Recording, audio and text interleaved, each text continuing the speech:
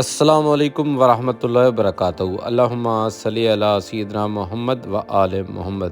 دوستو کیسے ہیں؟ نمستے نمستو نما بدھایا۔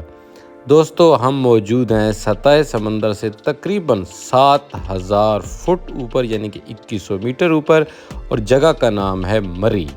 اسے مری کس نے بنایا اور یہ ہوٹل کب تعمیر ہوا اور دلچسپ حقائق مری کے آج آپ کے سامنے رکھیں گے۔ ویڈیو کے ساتھ بنے رہیے اور اینڈ تک دیکھیے۔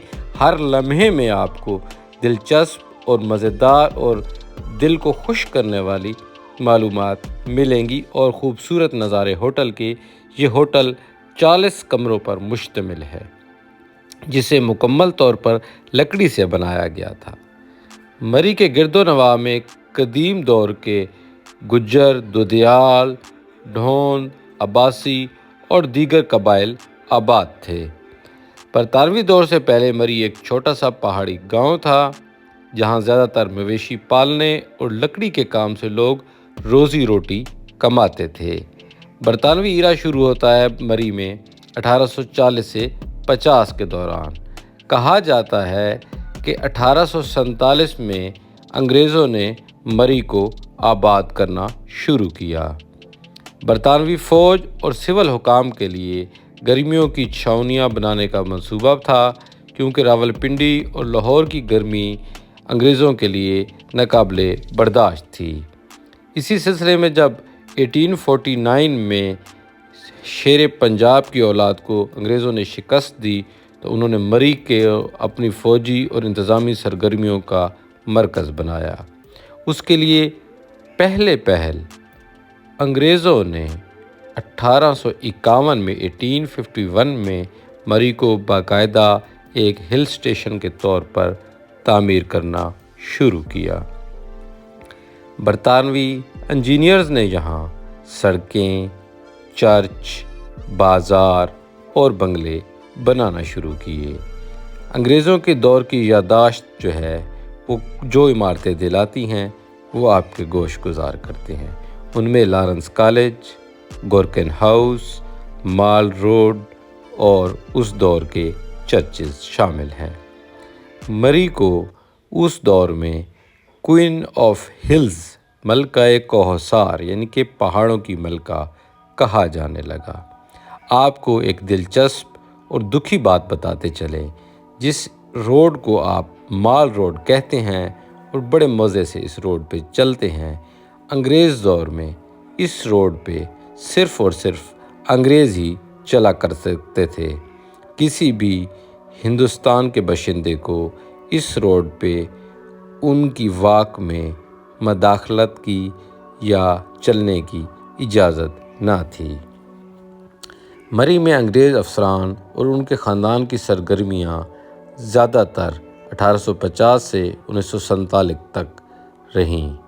یہاں ہوٹل، گیسٹ ہاؤسز اور کلب بنائے گئے، جن میں جس ہوٹل میں اب ہم موجود ہیں لاک ووڈ ہوٹل شامل ہے۔ 1880 میں کہا جاتا ہے کہ کے برائن کی سربراہی میں اسے تعمیر کیا گیا۔ اسی طرح اگر آپ نتھیا گلی کلب ہاؤس جائیں تو اسے دیکھیں، اس کی تعمیر بھی انگریزوں نے کی۔ آنے والے دنوں میں وہ بھی آپ کو دکھائیں گے۔ اور پری پارٹیشن دور میں آپ کا سوال یقیناً آپ کے دل میں جنم لے رہا ہوگا کہ یہاں رہتا کون تھا۔ یہاں مسلمان تھوڑی تعداد میں آباد تھے، لیکن اس وقت اکثریت میں تھے جب یہاں انگریز نہ آئے۔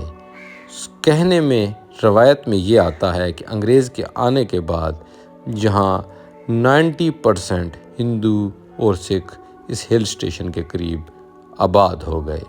ممکن ہے پہلے بھی ان کی آبادی زیادہ ہو، لیکن انگریز کے مری پہ قبضہ کرنے کے بعد ان کی تعداد بڑھتی چلی گئی، کیونکہ وہ تاجر پیشہ لوگ تھے۔ آج آپ کو لوئر مال بازار میں جو لکڑی کی دکانیں نظر آتی ہیں وہ ہندو اور سکھ دوستوں کی تھی۔ وہاں کے مقامی لوگ آج بھی اچھے الفاظ سے اپنے ہندو ہمسایوں کو یاد کرتے ہیں، جس کی جھلک آپ کو میرے آنے والی ویڈیوز میں مل جائے گی۔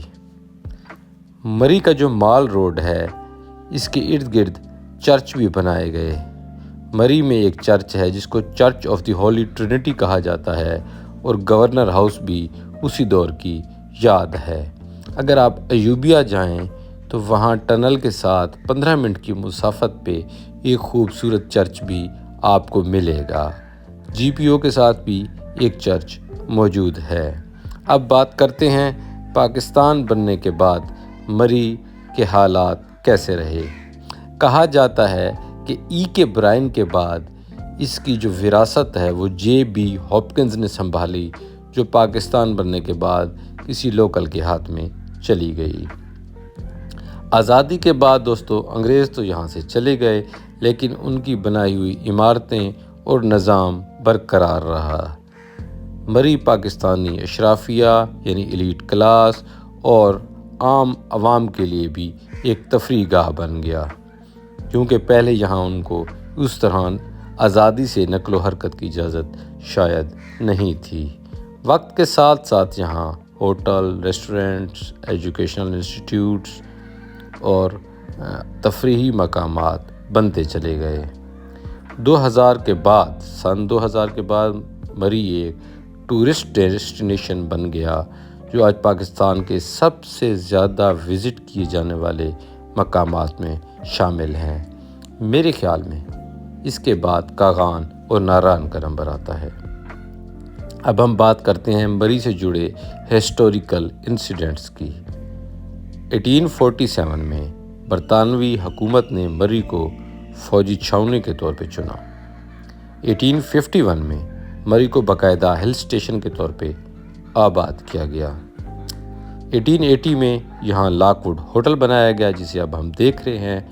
اس کی جو تعمیر ہے، جہاں سے آج بھی لکڑی گرتی ہے، وہاں اسی طرح کی، اسی انداز کی، اسی ڈیزائن میں تراش کر لکڑی ہی لگائی جاتی ہے۔ 1900 سے 1947 کے دور میں مری برطانوی اشرافیوں کا مرکز بن گیا۔ 1947 کے بعد پاکستانیوں کی اماج گاہ بن گیا۔ اس لیے آپ کو ہر جگہ کنکریٹ کے ہوٹل زیادہ اور گرینری کم نظر آتی ہے۔ آج مری میں پاکستان کا ایک قدیم ترین اور معروف سیاحتی مقام ہے، جس کا نام لاک ووڈ ہوٹل ہے۔ یہاں کی سرسبز وادیاں، برف باری، تاریخی عمارتیں اس مری کی شناخت بن چکی ہیں۔ یادش بخیر مری میں ایک بہت بڑا لکڑی کا مندر اور گردوارہ موجود ہے، جو آنے والے دنوں میں ہم آپ کے لیے پیش کریں گے۔ اگر آپ چاہتے ہیں خوبصورت پہاڑی علاقوں کے سفر اور پرانی عمارتیں آپ کے ذوق بصارت کی نظر ہوں تو اس چینل کو ضرور سبسکرائب کیجیے، بیل آئیکن پہ کلک کیجیے اور ویڈیوز پسند آئیں تو لائک کیجیے، کیونکہ آپ کی طرف سے ایک یہی ہمارے لیے انکریجمنٹ ہوتی ہے اور یوٹیوب ہماری ویڈیوز کو مزید ایسے لوگوں تک پہنچاتا ہے جو انہیں دیکھنا چاہتے ہیں۔ دوستو، اگر آپ یہاں تک پہنچ گئے ہیں تو میں آپ کا شکر گزار ہوں، اور یقیناً آپ سوچ رہے ہوں گے کہ اس ویڈیو میں لاک ووڈ ہوٹل کی تو بات ہی نہیں کی گئی۔ لاک ووڈ ہوٹل کے حوالے سے ہی ہم نے آپ کو تاریخ بتائی۔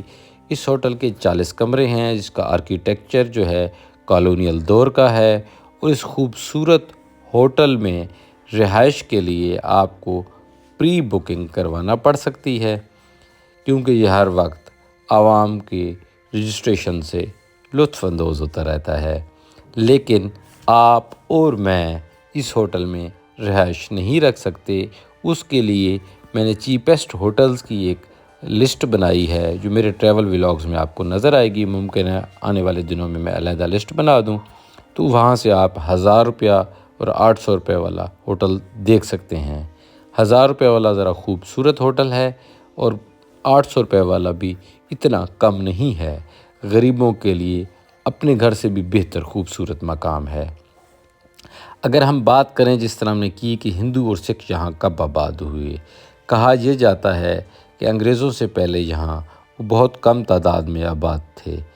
یہ ہندو اور سکھ آبادی یہاں بہت کم تھی، اور یہ علاقہ کیونکہ سرد تھا اور غیر تجارتی تھا، مرکز سے دور تھا، تجارتی مرکز سے، تو اس لیے یہاں ہندو اور سکھ نہیں رہا کرتے تھے۔ چند ہندو دکاندار اور سکھ سپاہی اور کاروباری لوگ راولپنڈی یا کوہالہ سے تجارت کے لیے یہاں آتے تھے، مگر مستقل رہائش نہیں تھی۔ جب انگریز نے یہاں کا رخ کیا تو انہوں نے مال روڈ، جی پی او اور کوہالہ روڈ پر دکانیں، ہوٹل اور سپلائی کے سٹور کھولے۔ کنہوں نے؟ ہمارے ہندوستانی دوستوں نے، جو یہاں کے مقامی تھے۔ کہا جاتا ہے کہ ان کی مشہور ذاتوں میں کپور، سہگل، سوڈ اور بھنڈاری شامل تھے۔ ان میں سے اکثر راولپنڈی، جیلم اور سیالکوٹ سے یہاں کاروبار کی غرض سے آئے تھے۔ برطانوی دور میں کہا جاتا ہے یہاں ایک چھوٹا سا مندر تعمیر ہوا جو زیادہ تر تجارت پیشہ ہندو برادری کے لیے تھا۔ ایک بات یاد رہے، جو تجارت پیشہ ہندو یا سکھ برادری ہوتی ہے ان کا مندر چھوٹا نہیں ہوتا۔ یہ تو نیٹ نے ہمیں بتایا ہے۔ اگر وہ چھوٹا ہو بھی صحیح تو بہت خوبصورت ہوتا ہے، کیونکہ ان کے پاس لگانے کے لیے پیسہ موجود ہوتا ہے۔ آزادی کے بعد یہاں کا مندر غیر فعال ہو گیا یا آہستہ آہستہ اس کی وہ رونقیں نہ رہیں، اور اس عمارت کو کہا جاتا ہے کہ شاید پچھلے 74 سال میں کسی وقت میں سرکاری عمارت میں بھی ضم کیا گیا ہو۔ مری میں سکھوں کی آبادی سے متعلق کہا جاتا ہے کہ سکھ جو ہے، ظاہر ہے بہت بڑی آرمی تھی پنجاب کی۔ جب انگریزوں نے پنجاب کو 1849 میں قبضے میں لیا تو سکھوں نے فوجی خدمات دیں، پولیس یا نقل و حمل اور ٹرانسپورٹ سے وابستہ تھے وہ لوگ۔ مری اور گریات کے قریب سکھ فوجیوں کے چھوٹے بیرکس موجود تھے، کیونکہ برطانوی فوج میں سکھوں کی بڑی تعداد شامل ہوئی۔